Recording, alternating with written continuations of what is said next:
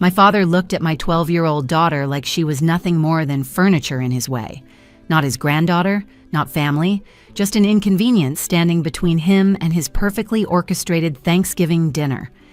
The dining room chandelier cast shadows across his face as he raised his hand and pointed toward the kitchen, his gold wedding band catching the light.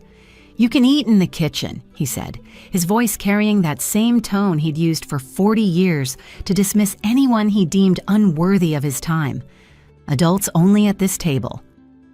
I watched my daughter's face crumble in slow motion. Meredith had spent an hour that morning styling her hair, picking out her best dress, practicing what she wanted to tell everyone about her science fair win. She'd even written down conversation topics on index cards, worried she might forget something important when talking to the adults. Now she stood there in her emerald green dress with the tiny gold buttons she'd been so proud of, looking at 9 place settings arranged around a table that could easily seat 12. 9 place settings, 10 people. The math was deliberate, calculated. This wasn't an oversight or a miscount. This was my father, Roland Hammond, former bank executive and current family patriarch, making a statement about who mattered and who didn't.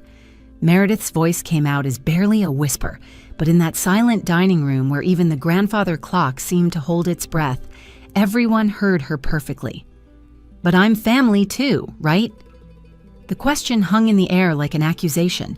It should have been followed by immediate reassurance, by voices rushing to correct this horrible mistake. Someone should have laughed and said, "Of course you are, sweetheart, let's get you a chair." My mother should have bustled in with an extra place setting, apologizing for the confusion. My brother Dennis should have offered his seat, made a joke to lighten the moment.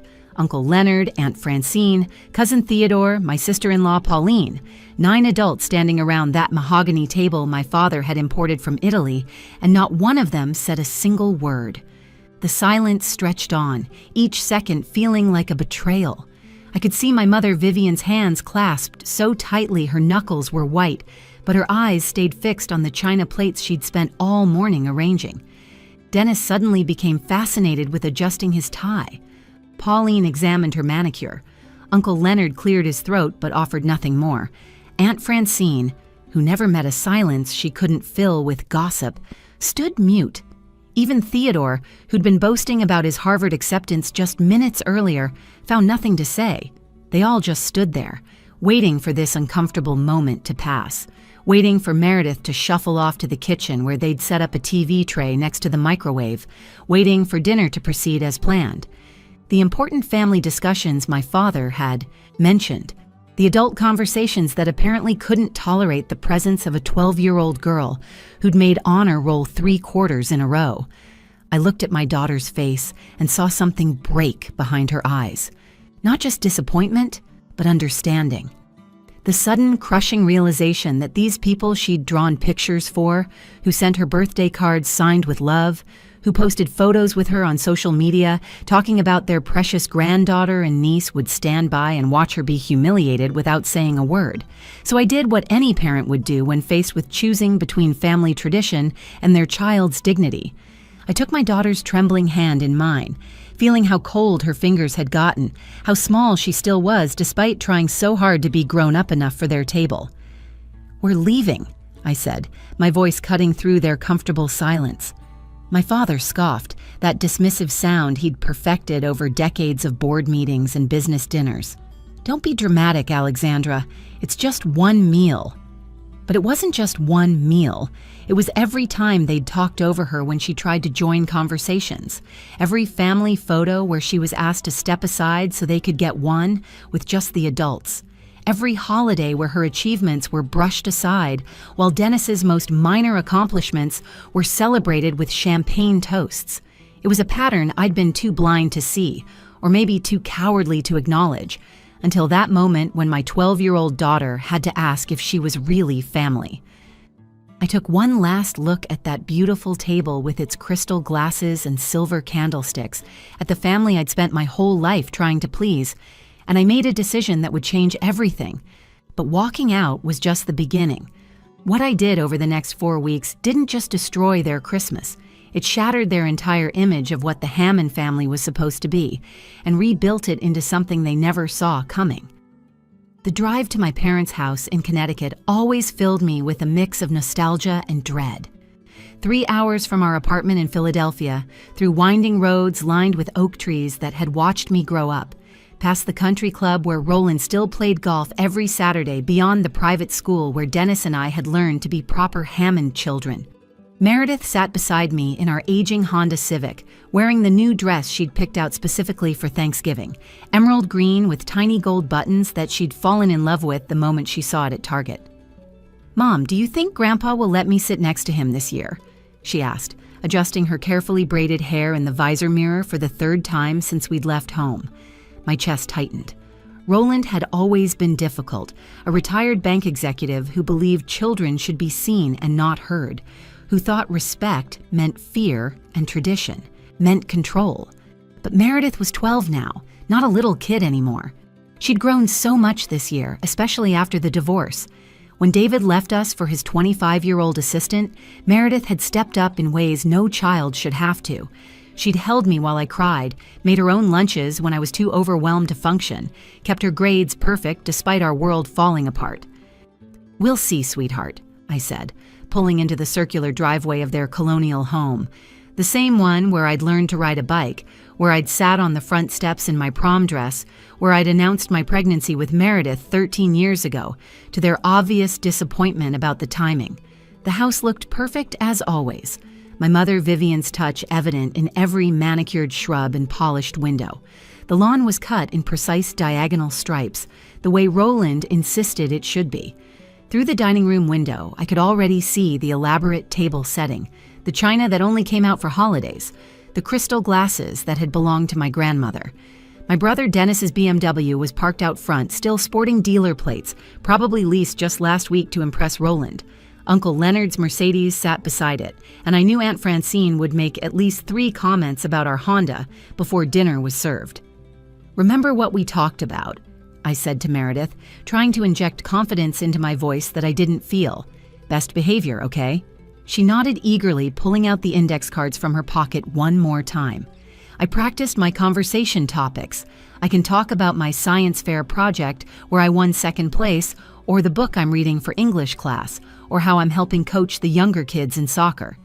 My heart broke a little, watching her prepare talking points for a family dinner like she was preparing for a job interview. But that's what Hammond gatherings had become, performance evaluations disguised as holiday meals. Walking up those front steps, I noticed things I'd tried to ignore before. The family photos displayed in the entrance window were all of Dennis, his graduation, his wedding, his promotion celebrations. The one photo of Meredith was tucked behind a vase, barely visible. I'd sent them dozens of pictures over the years, school photos, birthday parties, her soccer championship. Apparently, none had made the cut for prominent display. Vivian opened the door before we could knock, her smile perfectly practiced, the same one she wore at charity luncheons and country club gatherings. "Alexandra, you made it," she said, as if my attendance had been in question. "And Meredith, don't you look nice?" But she didn't really look at Meredith. Her eyes skimmed over my daughter the way you'd glance at furniture, acknowledging its presence without real interest. She patted Meredith's head absently, already turning toward the living room where the sound of Roland holding court carried through the hallway. "Dennis was just telling us about his promotion to senior partner," Vivian said, leading us past the formal sitting room that no one was allowed to actually sit in, past Roland's study where children were never permitted, into the living room where everyone was gathered with their cocktails. The room fell into that particular rhythm of a Hammond family gathering. Roland in his leather chair like a king on his throne, Dennis standing by the fireplace in his 3-piece suit that probably cost more than I made in a month, Pauline draped on the arm of Dennis's chair like an accessory, her diamonds catching the light every time she moved her hands. Uncle Leonard was already on his 2nd scotch. Aunt Francine was examining the room for changes to gossip about later, and Theodore stood stiffly by the window, a younger version of Roland in training. This was the family I'd grown up in, the one I'd tried so hard to please, never quite measuring up to their standards. Now I was bringing my daughter into it, watching her straighten her dress and practice her smile, hoping this time would be different. The moment we walked into that living room, I sensed something was off. The conversation stopped abruptly, like we'd interrupted something important. Roland didn't even look up from his scotch when he spoke. "There's my successful daughter," he announced, though the sarcasm in his voice was barely concealed. Dennis was just telling us about his promotion to senior partner at Whitman & Associates, youngest in the firm's history. Dennis stood there in his three-piece suit, trying to look modest while Pauline clung to his arm like she'd won a prize. "It's really not that big a deal, Dad," he said, though his smile suggested otherwise. "Congratulations, Uncle Dennis," Meredith chimed in, her voice bright with genuine enthusiasm. "Mom got promoted too. She's now the regional manager for 3 stores instead of just 1. She said it means she can finally afford to get our car fixed and maybe even take a vacation next summer." The room went cold. Pauline's laugh was sharp as broken glass. "How nice for you, managing retail stores. Dennis's promotion comes with a partnership stake worth $500,000. "That's wonderful," I said, keeping my voice steady while placing a protective hand on Meredith's shoulder. She was already shrinking back, recognizing the dismissal. Theodore chose that moment to insert himself into the conversation. "Speaking of achievements, did everyone hear about my Harvard Business School acceptance? Full scholarship, of course. They said my application essay about carrying on the Hammond legacy of excellence was one of the best they'd ever read." "That essay was brilliant," Aunt Francine gushed, "especially the part about learning business ethics from your grandfather. Roland, you must be so proud." "Of course I am," Roland said, finally looking up, his gaze sliding over Meredith and me like we weren't there. "It's important to maintain standards. Not everyone can, but those who do carry the family forward." Meredith tried once more, her voice smaller now. "I wrote an essay, too, for my advanced English class. My teacher submitted it to a state competition, and I won 3rd place. It was about how my mom is my hero because she works so hard and never gives up even when things are really difficult." Silence. Dennis studied his wine glass. Uncle Leonard coughed and reached for more scotch. Vivian suddenly needed to check something in the kitchen. "That's nice, dear," Pauline finally said, her tone suggesting it was anything but nice. "Theodore, tell everyone about your internship at Goldman Sachs." As Theodore launched into his rehearsed speech about quarterly projections and portfolio management, I watched my daughter slowly deflate beside me. Her shoulders dropped, her carefully practiced smile faded, and she tucked her index cards back into her pocket, realizing she wouldn't need them. When Vivian called us to dinner 20 minutes later, I was actually relieved. At least at the table, there would be food to focus on, less opportunity for these casual cruelties.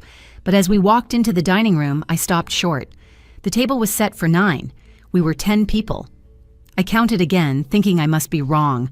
Roland at the head, Vivian at the foot, Dennis and Pauline on one side, Leonard and Francine on the other, Theodore next to them. 1 empty chair beside my designated spot, 9 place settings with the good china, the crystal glasses, the silver that Vivian polished twice a year, everything perfect and deliberate. "Oh," my mother said, her voice too high, too rehearsed. I must have miscounted, how silly of me. But I knew my mother never miscounted anything. She planned every detail of these dinners weeks in advance. "Meredith, sweetheart, I've set up a lovely spot for you in the kitchen. You can watch the parade on the little TV while you eat. Won't that be fun?" "But Mom," I started, feeling the heat rise in my chest. "She's 12. She doesn't need a kid's table. There aren't even any other kids here." Roland's voice cut through the room like a blade. "The dining room is for adult conversation tonight. We have important family matters to discuss regarding the estate planning and some investments that don't concern children."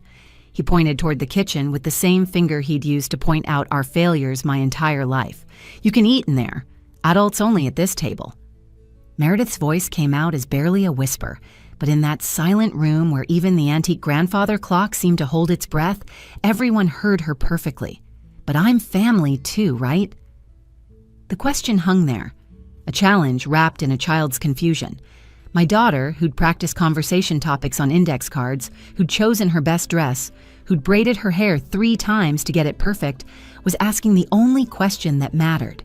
The silence that followed Meredith's question was deafening. I looked around the room, waiting for someone to speak up. These people who claimed to love us, who sent birthday cards with love scrawled at the bottom, who posted family photos on Facebook with hashtags about blessing and gratitude.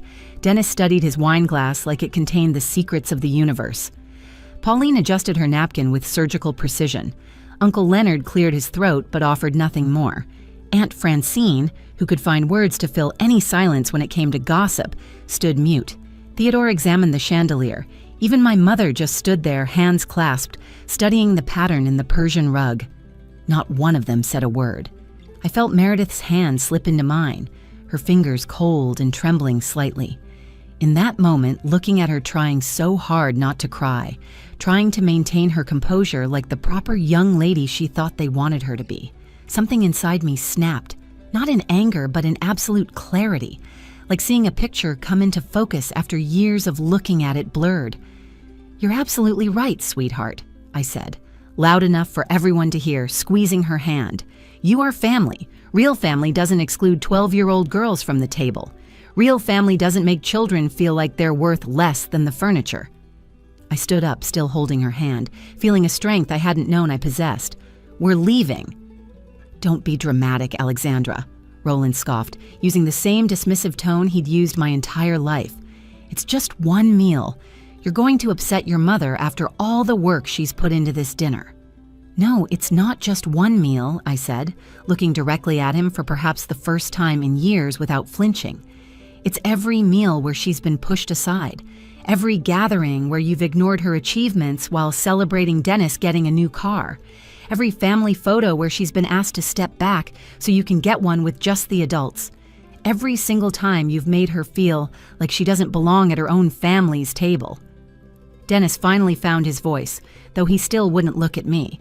"Come on, Alex, don't ruin Thanksgiving over a seating arrangement. Dad didn't mean anything by it. You know how he is about formal dinners." "That's exactly the problem, Dennis. We all know how he is, and we all just accept it." "Well, I'm done accepting it." I turned to my mother, who was wringing her hands now, her perfect hostess facade cracking. "Mom, you spent 3 days cooking this meal. You called me twice to ask about Meredith's favorite dishes. You made sweet potato casserole specifically because she mentioned loving it last year. And now you're going to stand there and let her eat alone in the kitchen like hired help?" "Alexandra, please," Vivian whispered. "Let's not make a scene. We can discuss this later." "When, Mom? When she's 16? 18? When she's grown up?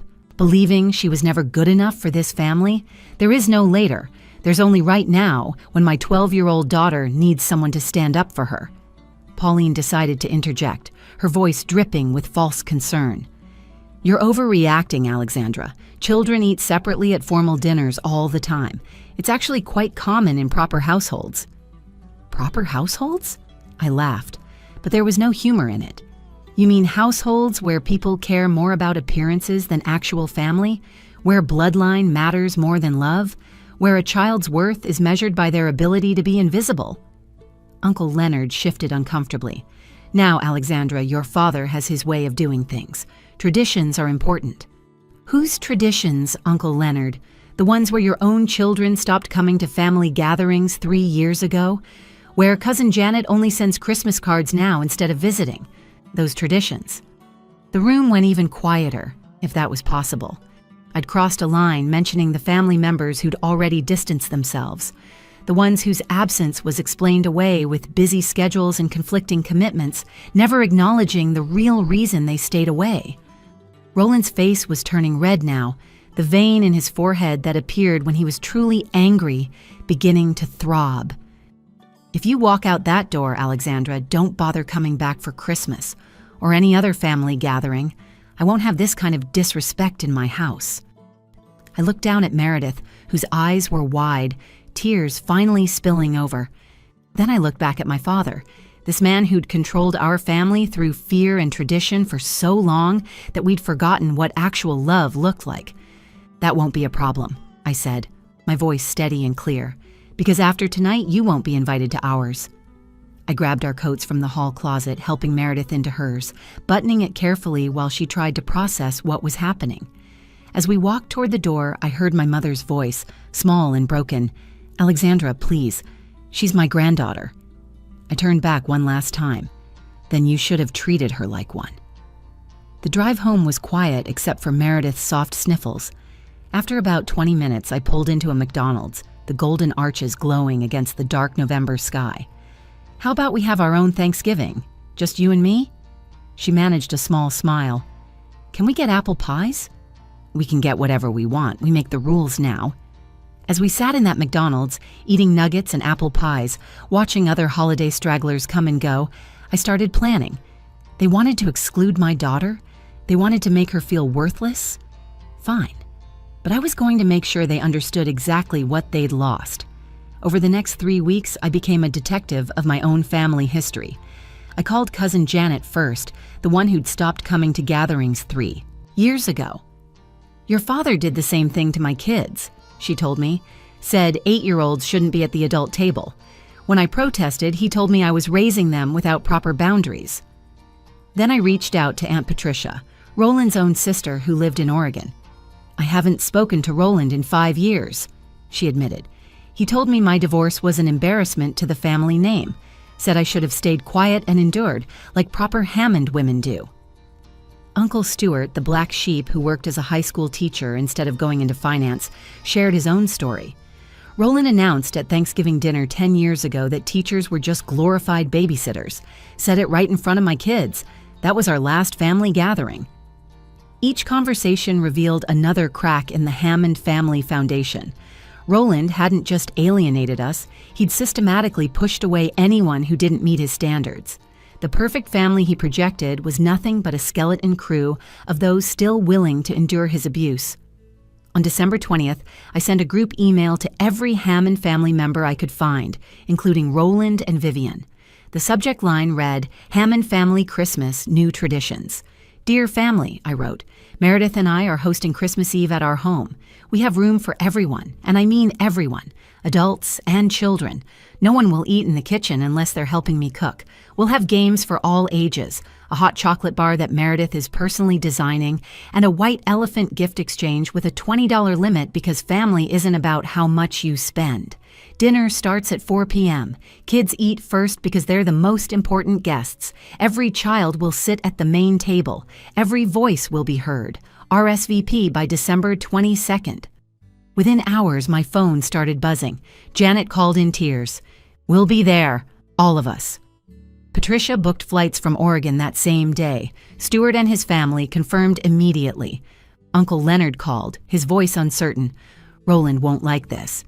"That's his choice, Uncle Leonard. You're welcome with or without his approval." By December 22nd, I had 23 confirmations. Everyone except Roland, Vivian, Dennis, and Pauline. Dennis called me that evening. "What are you trying to prove? You're destroying this family." "I'm not destroying anything, Dennis. I'm rebuilding it. You're welcome to be part of that, but only if you can treat my daughter with respect." Dad's furious. He says you're being vindictive. I'm being a mother. There's a difference. Christmas Eve arrived with a light snow, like something from a movie. My small row house was transformed. Meredith had spent days making paper snowflakes and stringing lights. We'd pushed all the furniture against the walls to make room for folding tables, borrowed from neighbors. The smell of cookies and hot chocolate filled every corner. They started arriving at 3:30. Janet's kids immediately attached themselves to Meredith, looking at her like she was a hero. "Mom told us what you did," her oldest said. "How you stood up to Grandpa Roland. That was so brave." Uncle Stuart brought his guitar and led the kids in carols. Patricia had everyone in tears laughing about Roland's old attempts to control her dating life. Theodore showed up at 5 without his parents, looking uncertain. "Is it okay if I'm here?" he asked quietly. "Everyone's welcome here," I told him. "That's the point." At 7 p.m., my phone rang. It was my mother. Her voice was barely a whisper. "There are only 4 of us here. Leonard and Francine went to your house. Theodore, too. The table looks so empty." "You're welcome to come, Mom. All of you are. Your father won't allow it." "Then that's his choice. But Meredith and I made ours." Through the phone, I could hear Roland in the background ranting about respect and tradition. But in my living room, I heard something else. Laughter. Real, genuine laughter. Children playing. Adults talking without fear of judgment. Family being family. The party went until midnight. As I tucked Meredith into bed, she was still glowing from the evening. "Mom, this was the best Christmas Eve ever. Everyone talked to me like I mattered, like I was actually interesting. Because you do matter, sweetheart, and you are interesting. Don't ever let anyone make you feel otherwise." She hugged me tighter than she had in months. Uncle Stuart said I could visit his school and talk to his science class about my project, and Aunt Patricia wants me to come to Oregon this summer. She said she has horses. That sounds wonderful, baby. Mom, why did Grandpa Roland treat me that way? I sat on the edge of her bed, choosing my words carefully. Some people think love has to be earned through achievements or status. They don't understand that real love is given freely, especially to children. That's not about you. That's about something broken inside them. The next morning, Christmas Day, I found a text from Dennis. Dad spent Christmas dinner ranting about respect and tradition to an almost empty table. Mom cried through most of it. "Hope you're satisfied." I wrote back, "I am. Meredith is too. That's what matters." That was 5 years ago. Meredith is 17 now, confident and strong, heading to college next year with a full scholarship to study biochemistry. She still remembers that Thanksgiving, but not with pain, with gratitude. "You taught me something important that day," she told me recently while we were filling out her college applications, "that I should never accept less than I deserve, and that someone who really loves me will always choose me. You chose me when it cost you your entire family." I didn't lose my family, I told her. I found out who my real family was. The family dynamics shifted completely after that Christmas. Roland and Vivian now host quiet dinners with just Dennis and Pauline, who had a son 2 years ago. I heard from Aunt Francine, who still talks to everyone, that they're already planning which private schools he'll attend, which university will accept their legacy donation. The cycle continues, but with far fewer participants. Meanwhile, our alternative gatherings grew bigger each year. Last Thanksgiving, we had 32 people crammed into my house. 3 tables stretched from the dining room into the living room. Kids and adults all mixed together. No hierarchy, no exclusion. Meredith helped the younger cousins with their homework while the adults cooked. Theodore, who's become a regular at our gatherings, brought his girlfriend and warned her, "This is what real family looks like. It's loud and chaotic and nobody matches, but everyone belongs." Last month, Dennis showed up at our Halloween party alone. Pauline was at Roland's helping plan some charity gala. He stood at my door in a ridiculous vampire costume, looking uncomfortable. "I'm sorry," he said simply, "for not speaking up that day, for all the days I didn't speak up, for choosing Dad's approval over doing what was right." Before I could respond, Meredith appeared beside me in her NASA astronaut costume. "It's okay, Uncle Dennis. Mom taught me that family isn't about blood or tradition. It's about who shows up for you. You're showing up now. That's what counts." He started crying right there on my porch, this successful lawyer in a vampire cape, finally understanding what he'd missed all those years. My mother calls occasionally, always when Roland's not home. She sends Meredith birthday cards with cash tucked inside and long notes about how proud she is. Last week, she called to say she'd framed Meredith's acceptance letter to the science program. "I want to visit," she whispered. "I want to know my granddaughter before it's too late." "You're always welcome here, Mom, but not in secret. Not if you're going to go back and pretend we don't exist. Meredith deserves better than a grandmother who's ashamed of her." The line went quiet for a long moment.